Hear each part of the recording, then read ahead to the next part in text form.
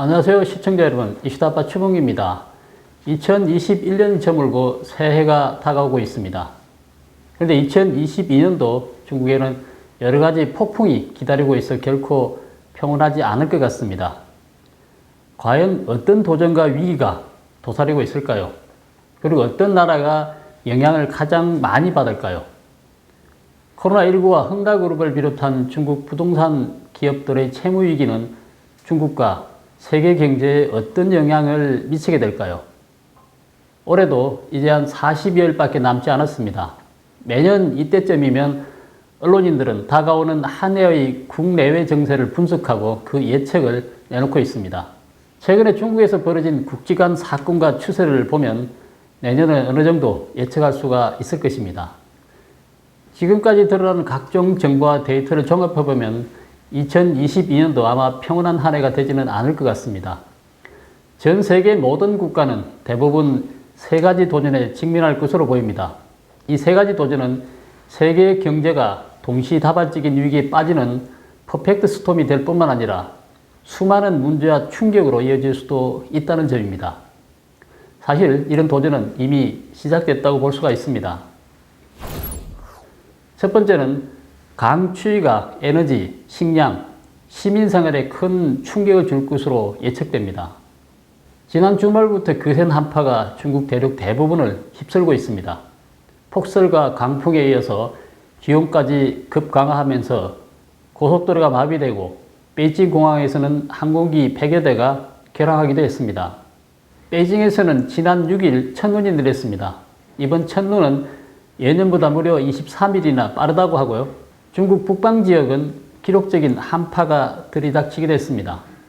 라오닝성 관리는 11월 초에 이렇게 낮은 기온이 나타나는 것은 비정상적이다. 이런 현상은 최근 10년 동안 보기 드문 일이다 라고 했습니다. 11月初就出现这么低的这个气温是不正常的。我们普查了一下，这次的过程是近10年来少见的。 일본도 강추위가 일찍 찾아왔습니다. 홋카이도에는 지난해보다 17일 빠른 지난 10월 17일에 첫눈이 내렸다고 하는데요. 기온은 예년의 11일과 비슷하다고 합니다. 한국도 마찬가지입니다. 서울도 첫눈이 11월 10일 내렸습니다. 지난해보다 한 달가량 앞섰다고 하는데요. 10년 만에 가장 빠른 눈이라고 합니다. 이같이 한국, 일본, 중국 등 동북아시아 전역에 겨울이 일찍 찾아왔다는데요. 여기에는 두 가지 어려움이 있을 것으로 예상이 됩니다. 하나는 난방에 쓰일 에너지가 대량으로 필요하다는 것이고, 다른 하나는 혹한으로 인해 식량 생산에 큰 차질이 생길 수 있다는 점입니다. 이 두 가지 문제점이 다른 나라에서는 큰 문제가 아닐지 몰라도 중국에서는 혹독한 시련이 되고 심지어 죽고 사는 문제가 될 수 있다는 점입니다. 아시다시피 중국은 올해 석탄이 크게 부족했죠. 산시성은 중국 주요 석탄 생산지이지만 올해는 폭우로 생산량이 크게 줄었습니다. 각 성에서 앞다투어 석탄을 확보하는 바람에 일반 시민들은 석탄을 구하기가 정말 힘든 상황이었습니다. 여기에다가 중국 각지에서는 심각한 전력 공급 위기까지 발생했었죠.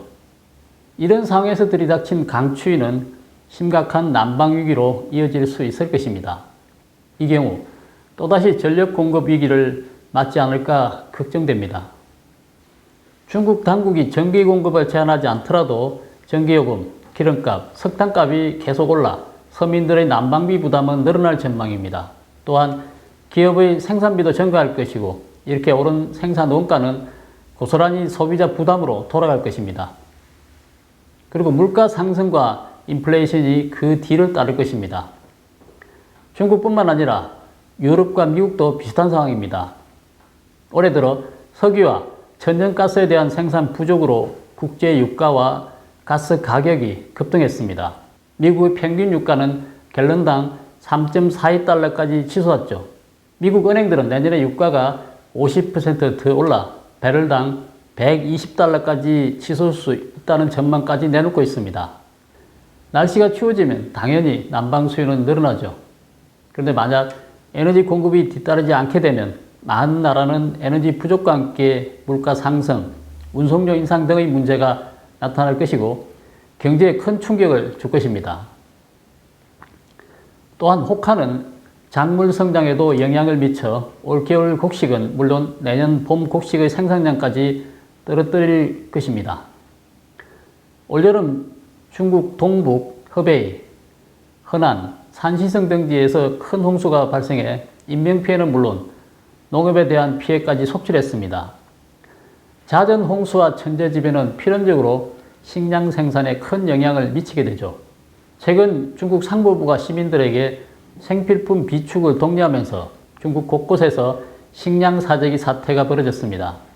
상무부는 왜 이런 통지문을 냈을까요? 상무부는 전염병 확산에 대비하는 것이라고 했지만 실제로는 올겨울이나 내년 봄에 식량난이 발생할 것을 우려해 미리 대비하려고 하는 것 같습니다. 따라서 올겨울 호카는 에너지와 식량 생산과 공급에 큰 타격을 줄 뿐만 아니라 시민 경제에도 소비 압박과 인플레이션을 불러올 것으로 예측이 됩니다. 이 점이 그 첫 번째 도전입니다. 다음 두 번째 도전은 중국 경제가 추락함에 따라 전 세계 경제도 동반 쇠퇴할 것으로 예측이 됩니다. 중국은 올해 상반기 경제 회복세가 세계 다른 나라보다 빨랐다고 주장을 하지만 하반기부터 에너지 부족, 정부의 부동산 시장 규제 강화, 각 업종에 대한 규제 강화 등의 영향으로 중국 경제 성장세가 눈에 띄게 둔화됐습니다. 3분기 성장률은 2분기 7.9%에 크게 못 미친 4.9%에 그쳤습니다. 여기에다가 중국 제2부동산 개발업체 흥다그룹이 막대한 부채 때문에 파산 위기에 놓이면서 부동산 업계 전반은 큰 위기에 직면해 있습니다. 흥다 위기는 대규모 기업 도산과 감원, 실업 사태로 이어져 중국 경제에 또 하나의 악재로 작용할 것으로 보입니다. 이 때문에 최근 국제 투자 기관들은 중국의 경제 성장률 전망치를 계속 하향 조정하고 있습니다. 특히 코로나19 영향으로 세계 각지의 원자재 생산이 감소하고 공급이 수요를 따라가지 못하는 데다가 해상 운송마저 최악의 상황으로 치닫고 있습니다. 이로 인해 각종 원자재, 석탄, 철강 등의 가격이 치솟고 있어 기업의 부담은 점점 커지고 있습니다. 중국 당국은 10월 생산자 물가지수가 13.5%나 급등했다고 발표했습니다. 전문가들의 예상을 훨씬 뛰어넘는 수치인데요. 이는 1995년 7월 이후 최고치라고 합니다. 이 수치는 기업의 생산 원가가 10% 이상 증가했다는 것을 의미합니다. 증가한 생산 원가는 당연히 소비자에게 전가되겠죠. 이 영향으로 지난 10월 소비자 물가 지수도 1.5% 올랐다고 합니다. 그런데 이 수치들은 중국 당국이 사전에 조정을 한 뒤 내놓은 수치입니다. 그래서 실제 상황은 더욱 심각할 것으로 예상이 됩니다. 여기에 에너지 가격 상승, 식량 생산량 감소 문제까지 더해지면 물가는 더욱 가파르게 상승하게 될 것입니다. 즉 중국은 앞으로 더 큰 인플레이션과 경제 압박에 직면하게 될 것이라는 점입니다.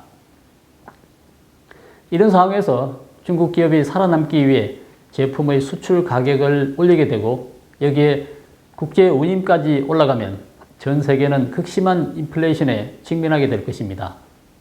즉 인플레 쓰나미가 곧 들이닥칠 가능성도 배제할 수가 없습니다. 미국의 경우 10월 소비자 물가 지수가 전년 동기 대비 6.2% 상승해 지난 1990년 12월 6.3%를 기록한 이후 무려 31년 만에 6%를 기록했다고 합니다. 중국의 인플레이션뿐만 아니라 중국의 부동산 채무 위기도 전 세계에 어느 정도 영향을 미칠 것으로 보입니다. 채무로 인해 부동산 업체가 도산하거나 신규 주택 공급을 줄이게 되면 철강, 시멘트, 인테리어, 가구 업종 등 관련 산업에도 영향을 미치게 될 것입니다. 각 산업들의 공급망이 전 세계에 퍼져 있기 때문이죠. 이 때문에 미국 연방준비제도와 영국 옥스퍼드대 중국 전문 경제학자 조지 매그너스는 중국의 부동산 부채가 미국과 글로벌 경제를 강타할 수 있으며 중국 경제를 몇 년간 침체기에 빠뜨릴 수 있다고 경고하고 나섰습니다. 로버트 엘리버 미국 시카고대 명예교수는 중국 경제가 이미 만리장성에 부딪혔다고 경고하면서 중국 부동산 가격은 비정상적으로 고평가됐고 일부 지역의 부동산 가격은 1년 임대료의 66에서 100배까지 치솟았다고 지적했습니다. 이는 66년 이상 임대해야 주택 매입 원금을 해소할 수 있다는 겁니다. 통상 합리적인 연수는 25년이기 때문에 중국 부동산 시장에 거품이 과도하게 끼었음을 말해주는 것으로 볼 수 있습니다. 이 때문에 스위스 금융그룹 UBS도 중국 부동산 업계가 파산하면 글로벌 경제에 큰 충격을 줘서 최소 1조 달러의 손실을 볼 것이라고 경고했습니다. 그래서 지금 하락하고 있는 중국 경제가 일단 통제를 잃고 추락하게 되면 세계 경제도 함께 쇠퇴하게 될 것으로 예측하고 있습니다. 이것이 두 번째 도전입니다.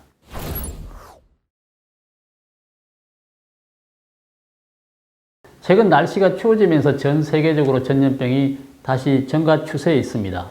중국은 이미 20개 성에서 확진자가 나오기 시작했고 유럽에서도 최근 확진자가 급증하고 있습니다. 독일에서는 하루 확진자가 15,000명을 넘어섰고 러시아와 우크라이나, 그리스 등지에서도 확진자가 속출하고 있습니다.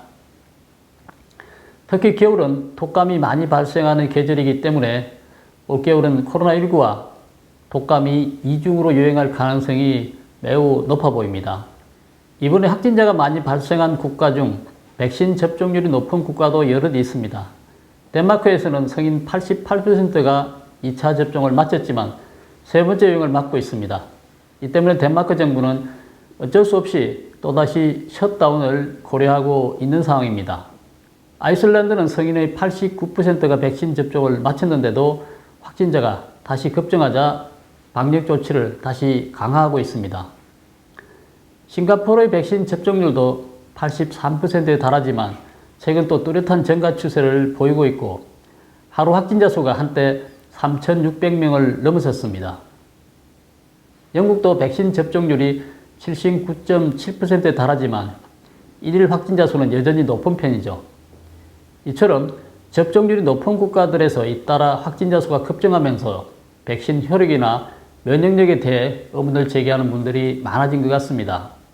이런 한편 상하이 퉁지대학 연구진은 최근 국제저널 셀 디스커버리에 게재한 논문에서 건강한 성인도 불활성화 백신을 접종한 후 바이러스에 감염된 것과 같은 병리적 변화가 나타난다며 혈액이 응고되거나 신장 기능 등의 변화가 생기고 신체 면역력도 떨어질 수 있다고 밝혔습니다. 만약 이러한 바이러스 재확산 사태가 계속되면 세계 각국의 경제 발전, 교통 운송, 농업 생산 등에 타격을 줄 것이 분명합니다. 그리고 앞에서 언급한 두 가지 도전의 위험을 증폭하는 효과가 있을 것입니다. 이것이 바로 세 번째 도전입니다. 지금까지 우리가 확보한 정보와 데이터를 토대로 분석했듯이 2022년은 아마 평온한 한 해가 되지 않을 것으로 보입니다. 세계 각국은 극심한 인플레이션, 식량난, 에너지난, 경기 하강이라는 도전에 직면할 것이고 어쩌면 더 큰 새로운 도전에 직면할 수도 있을 것입니다. 우리도 그에 대한 대비가 필요해 보입니다. 오늘 방송은 여기서 마치겠습니다. 구독, 댓글, 좋아요를 눌러주시고 지인들과 공유해 주시기 바랍니다. 여러분의 후원은 큰 힘이 됩니다. 감사합니다.